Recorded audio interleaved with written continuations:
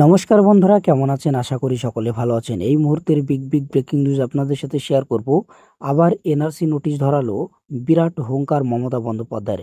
হ্যাঁ বন্ধুরা, পুরো বিস্তারিত তথ্য আপনাদের সাথে তুলে ধরবো। তার আগে বলে রাখি, আমাদের চ্যানেলে প্রথমবার আসলে অবশ্যই চ্যানেলটি সাবস্ক্রাইব করে আমাদের সাথে থাকবেন। দিনহাটা মাথা ভাঙার পর এবার তুফানগঞ্জ ফের বাংলার বাসিন্দার কাছে এনআরসির নোটিশ পাঠিয়ে চূড়ান্ত হেনস্থা অসম সরকারের। এবার তুফানগঞ্জের বাঁশরাজা এলাকার বাসিন্দা মমিনা বিবির কাছে এলো এনআরসি নোটিশ। জানা গিয়েছে, নোটিশটি অসমের ধুবুরি থেকে মমিনা বিবির কাছে এসেছে। তুফানগঞ্জের বাসিন্দা হলেও তার বিয়ে হয়েছিল অসমের আগমনী এলাকায়।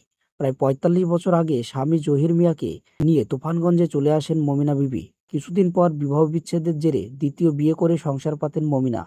বর্তমানে স্বামী ও ২ সন্তানের সঙ্গে তুফানগঞ্জে বসবাস করেন তিনি।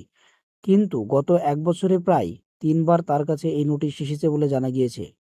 এই ঘটনা নিয়ে সরব হয়েছে তৃণমূল কংগ্রেস। পশ্চিমবঙ্গের দীর্ঘদিনের বাসিন্দা হওয়া সত্ত্বেও ডবল ইঞ্জিন বিজেপি সরকারের এই হেনস্থার তীব্র নিন্দা করছে তৃণমূল। তুফানগঞ্জের শালবাড়িতে মমিনা বিবির বাড়িতে গিয়ে কথাবার্তা বলেন দলের জেলা সভাপতি অভিজিৎ দেব ভৌমিক। তিনি বলেন, সংখ্যালঘু পরিযায়ী শ্রমিকদের ওপর লাগাতার অত্যাচার চলছে।